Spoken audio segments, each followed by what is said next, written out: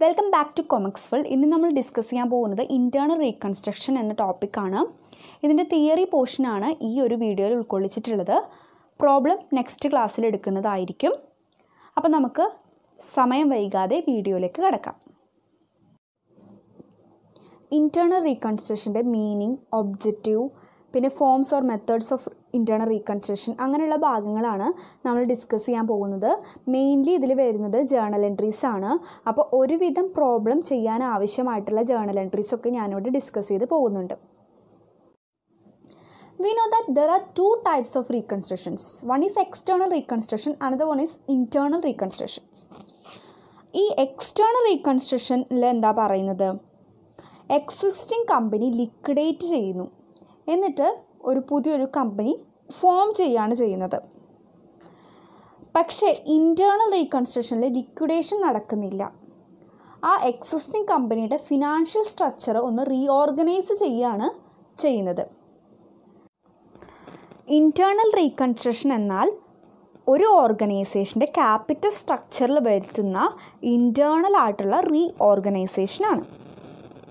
ഇതിലൂടെ ആ കമ്പനിക്ക് ഒരു റോബസ്റ്റ് ആയിട്ടുള്ള ഫിനാൻഷ്യൽ പൊസിഷൻ കിട്ടുകയാണ് ചെയ്യുന്നത്.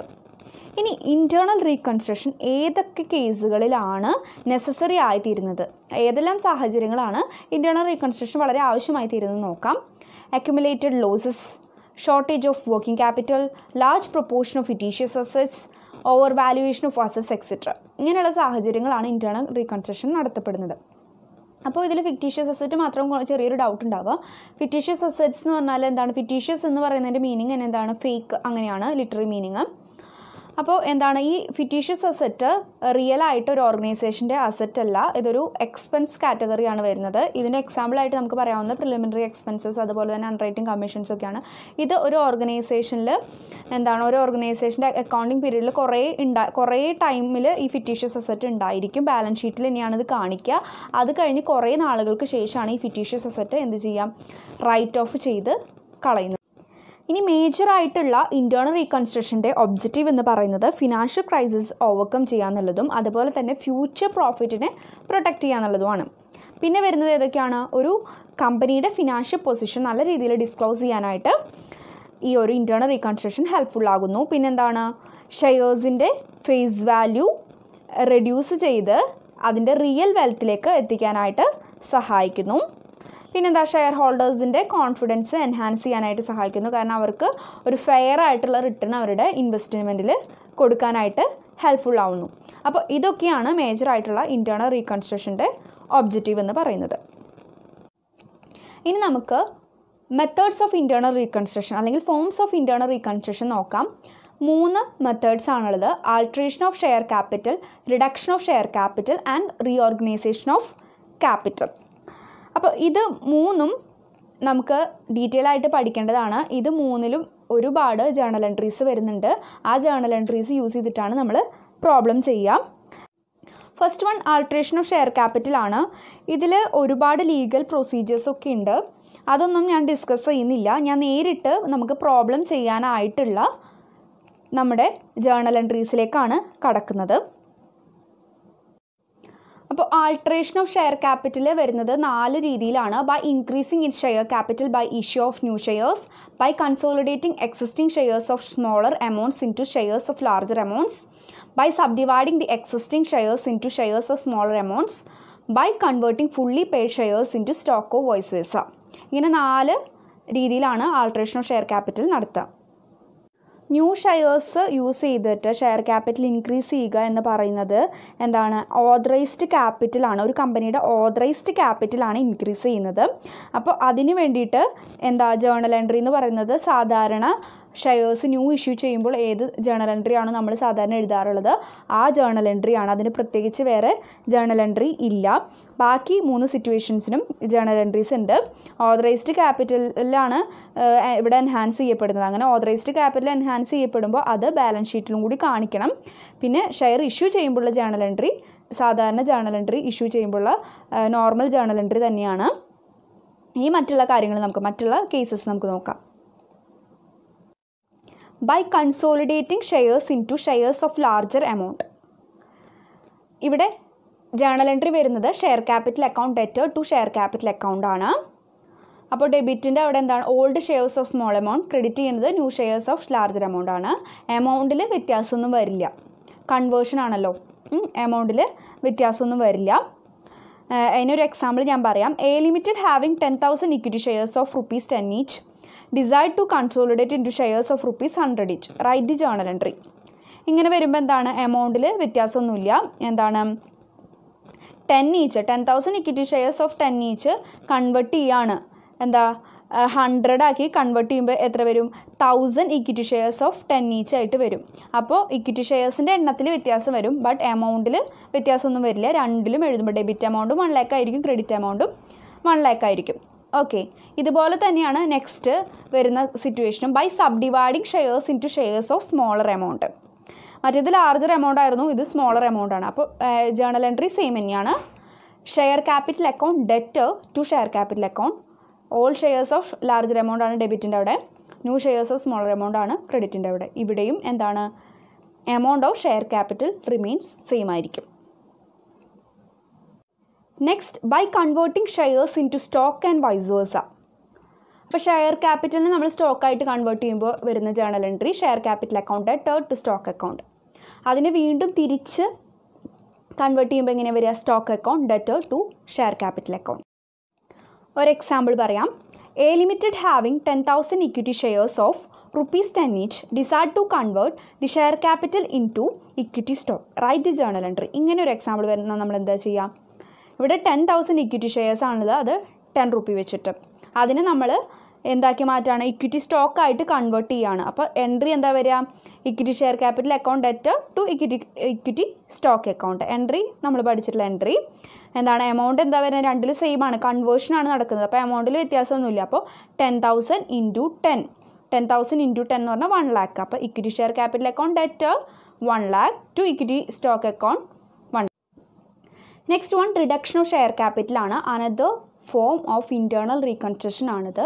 അതിൻ്റെ വിവിധ മെത്തേഡ്സ് ഉണ്ട്. ഫസ്റ്റ് വൺ പറയുന്നത് reducing or extinguishing the liability of members for uncalled capital.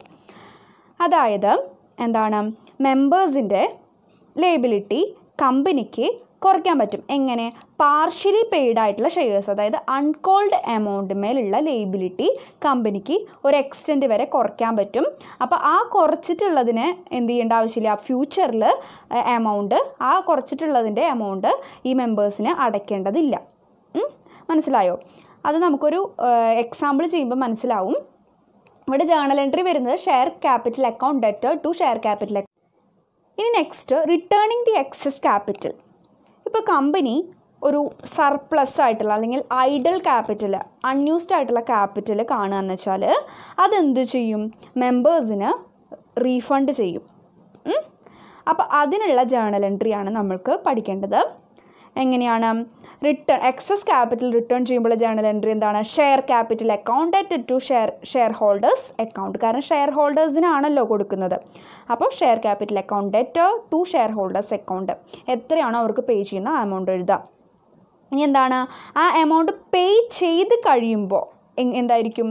Share holders account debtor to bank ആണ് വരുന്നത്. അതിന് നമുക്ക് എന്തെഴുതാം? Narration excess capital paid off എന്ന് പറഞ്ഞിട്ട് എഴുതാം. അപ്പോൾ ഇതാണ് ജേണൽ എൻട്രി. ഇനി വളരെ വളരെ ഇമ്പോർട്ടൻ്റ് ആയിട്ടുള്ള ഒരു കേസാണ്. അത് എന്തായാലും എക്സാമിന് വരുന്നതാണ്. ഇൻറ്റേർണൽ റീകൺസ്ട്രക്ഷൻ എന്ന ഒരു ക്വസ്റ്റ്യൻ വന്നാൽ ഇതിന്നുള്ള ജേണൽ എൻട്രി ഇല്ലാതിരിക്കില്ല. അപ്പോൾ നമുക്കത് നോക്കാം. Reducing or cancelling the paid up capital which is not represented by available assets. ഇതിൽ കുറച്ചധികം തിയറി പറയാനുണ്ട്, പക്ഷേ ഞാൻ നേരിട്ട് ജേണൽ എൻട്രിയിലേക്ക് തന്നെ കടക്കാണ്. First one is for reducing capital by changing the face value. ഇവിടെ എങ്ങനെയാണ് ക്യാപിറ്റൽ റെഡ്യൂസ് ചെയ്യുന്നത്? എങ്ങനെയാണ്? ഫേസ് വാല്യൂവിൽ മാറ്റം വരുത്തിക്കൊണ്ട് തന്നെ എങ്ങനെയാണ് ക്യാപിറ്റൽ റെഡ്യൂസ് ചെയ്യാമെന്ന് നോക്കാം. Share capital account debtor to share capital account to capital reduction account. ഇവിടെ ഫേസ് വാല്യൂ ചേഞ്ച് ചെയ്യുന്നുണ്ട്. അപ്പോൾ ആദ്യത്തെ നമ്മൾ ഷെയർ ക്യാപിറ്റൽ ഡെബിറ്റ് ചെയ്തത് എന്തിലാണ്? Paid up value of old shares ആണ് അവിടെ വരേണ്ടത്. പിന്നെ ടു ഷെയർ ക്യാപിറ്റൽ അക്കൗണ്ട് നമ്മൾ ക്രെഡിറ്റ് ചെയ്തത് എന്താണ്? Paid up value of new shares ആണ്. ബാക്കി ഇതിൻ്റെ തമ്മിലുള്ള ഡിഫറൻസ് എടുത്തിട്ട് നമ്മൾ എന്ത് ചെയ്യും? ക്യാപിറ്റൽ റിഡക്ഷനിലേക്ക് ട്രാൻസ്ഫർ ചെയ്യുകയാണ് ചെയ്യുന്നത്. Next, for reducing the paid capital without changing the face or nominal value. ഇതെങ്ങനെയാണ് ഫേസ് വാല്യൂ അല്ലെങ്കിൽ നോമിനൽ വാല്യൂ ചേഞ്ച് ചെയ്യാതെ എങ്ങനെയാണ് ക്യാപിറ്റൽ കുറയ്ക്കുന്നതാണ് പറയുന്നത്. Share capital account debtor to capital reduction. നമ്മളിവിടെ എന്താ ചെയ്യുന്നത്, ക്യാപിറ്റൽ റൈറ്റ് ഓഫ് ചെയ്ത് കളയാണ് ചെയ്യുന്നത്. Next, when debenture holders and creditors make some sacrifice by reducing their claims against the company. Debenture ഹോൾഡേഴ്സോ അല്ലെങ്കിൽ ക്രെഡിറ്റേഴ്സോ എന്തെങ്കിലും സാക്രിഫൈസ് അല്ലെങ്കിൽ എന്തെങ്കിലും ഫോഗോ ചെയ്യുകയാണ് അവരുടെ ക്ലെയിംസിൽ കമ്പനിക്ക് വേണ്ടിയിട്ട്. അങ്ങനെ വരുമ്പോൾ എന്താണ് ജേർണൽ എൻട്രി വരിക, debenture or creditors account debtor to capital reduction account. ഇനി വരുന്നത് when new debentures are issued in exchange of old debentures. എന്താ, ഓൾഡ് ഡിബഞ്ചേഴ്സിന് പകരമായിട്ട് ന്യൂ ഡിബഞ്ചേഴ്സ് കൊടുക്കുകയാണ്. അപ്പോൾ അതിൻ്റെ ജേർണൽ എൻട്രി എന്താണ്, debentures account debtor to debentures account. Old ഡിബഞ്ചറിനെ നമ്മൾ ഡെബിറ്റ് ചെയ്യുകയും ന്യൂ ഡിബഞ്ചറിനെ നമ്മൾ ക്രെഡിറ്റ് ചെയ്യുകയാണ് ചെയ്യുന്നത്. Then when there is appreciation in the value of an asset. എന്താണ്, അസറ്റിൻ്റെ വാല്യൂ ഇൻക്രീസ് ആണ് ചെയ്തിരിക്കുന്നതെങ്കിൽ എന്ത് ചെയ്യണം, asset account debtor to capital reduction. അത് നമുക്ക് പ്രോബ്ലം ചെയ്യുമ്പോൾ കറക്റ്റായിട്ട് മനസ്സിലാകും. നമുക്ക് ബാലൻസ് ഷീറ്റൊക്കെ തന്നിട്ടുണ്ടായിരിക്കും, അത് കഴിഞ്ഞിട്ട് അസറ്റ് വാല്യൂ ചെയ്തു എന്ന് പറഞ്ഞിട്ട് നമുക്ക് അഡ്ജസ്റ്റ്മെൻറ്റിൽ തന്നിട്ടുണ്ടായിരിക്കും. അപ്പോൾ എന്താണ്, നമ്മൾ അതിൻ്റെ ഡിഫറൻസ് എടുക്കുക. ഡിഫറൻസ് എടുക്കുമ്പോൾ നമ്മുടെ ബാലൻസ് ഷീറ്റിൽ ഉണ്ടാകുന്ന വാല്യൂവിനേക്കാളും എന്താണ് നമുക്ക് അഡ്ജസ്റ്റ്മെൻറ്റിൽ തന്നിരിക്കുന്ന വാല്യൂ കൂടുതലാണെന്നുണ്ടെങ്കിൽ അതിൻ്റെ ഡിഫറൻസ് എടുത്തിട്ട് നമ്മൾ എന്ത് ചെയ്യണം, ഇതുപോലെ അസറ്റ് അപ്രിസിയേഷൻ ആണെന്ന് കാണിച്ചിട്ട് asset account debtor to capital reduction എന്ന് എഴുതാണ് വേണ്ടത്. Okay, then losses can be written off by using the following journal entry. ഇനി ലോസസ് ഉണ്ടാവുകയാണ്, ഇത്രയും ഇങ്ങനെയൊക്കെ നമ്മൾ ജേർണൽ എൻട്രി ചെയ്ത് കഴിഞ്ഞിട്ട് ഇനി ലോസസ് ഒക്കെയാണ് വരുന്നതെങ്കിൽ നമ്മൾ എന്താ ചെയ്യുക, capital reduction account debtor to accumulated losses to over valued asset to any unrecorded liability. ഇങ്ങനെയാണ് ചെയ്യാം. ഇനി journal entry for transfer surplus. ഇപ്പോൾ നമ്മൾ ക്യാപിറ്റൽ റിഡക്ഷൻ അക്കൗണ്ടൊക്കെ ചെയ്തു, അതിനുശേഷം എന്താ എക്സസ് ആയിട്ടുള്ള എമൗണ്ട് വരുമ്പോൾ ക്യാപിറ്റൽ റിഡക്ഷന് നമ്മൾ എന്താ അതിൻ്റെ ക്രെഡിറ്റും ഡെബിറ്റും ഒക്കെ ബാലൻസ് ചെയ്ത് കഴിഞ്ഞ് നമുക്ക് എക്സസ് എമൗണ്ട് ആണ് വരുന്നതെങ്കിൽ ആ ബാലൻസ് എമൗണ്ട് നമ്മൾ എന്ത് ചെയ്യും, ക്യാപിറ്റൽ റിസർവിലേക്ക് ട്രാൻസ്ഫർ ചെയ്യുകയാണ് ചെയ്യുന്നത്. അപ്പോൾ എന്താ, capital reduction account debtor to capital reserves account. Next method വളരെ വളരെ ഇമ്പോർട്ടൻ്റ് ആയിട്ടുള്ളൊരു മെത്തേഡാണ് reorganisation or arrangement of capital ആണ്. Reorganisation of arrangement of capital ആണ് ഒരു ഓർഗനൈസേഷൻ എന്ത് ചെയ്യുന്നത്, സ്ട്രോങ് ആയിട്ടുള്ള ബേസ് നൽകുന്നത്, ഫിനാൻഷ്യൽ ബേസ് നൽകുന്നത്. അപ്പോൾ ഇതെങ്ങനെയാണ് നടക്കുന്നതെന്ന് നോക്കാം. First one, debenture holders or creditors for going their claims. അപ്പോൾ എന്താണ് ജേർണൽ എൻട്രി വരിക, debentures or creditors account debtor to capital reduction. അവർ എത്രത്തോളമാണ് സാക്രിഫൈസ് ചെയ്തത് ആ എമൗണ്ടാണ് ഇവിടെ എഴുതേണ്ടത്. Next one, preference shares holders for going their claims. Preference share ഹോൾഡേഴ്സിന് എന്താണ് കൊടുക്കുക, പ്രൊപ്പോസ് ഡിവിഡൻറ്റ് ആണ്. അപ്പോൾ അവരത് ഫോഗോ ചെയ്യുകയാണെന്നുണ്ടെങ്കിൽ എന്തായിരിക്കും journal entry, propose dividend account debtor to capital reduction account. ഇനി ഫിക്സഡ് അസറ്റിൽ അപ്രിസിയേഷൻ വരുമ്പോൾ എന്താ എഴുതേണ്ടത്, fixed asset account debtor to capital reduction account. Next one, for utilisation of reserves to write off losses write off ചെയ്ത് കളയാനായിട്ട് നമ്മൾ use ചെയ്യുന്നത് reserves ആണെന്നുണ്ടെങ്കിൽ ജേർണൽ എൻട്രി വരിക reserves account debtor to capital reduction account എന്നാണ്.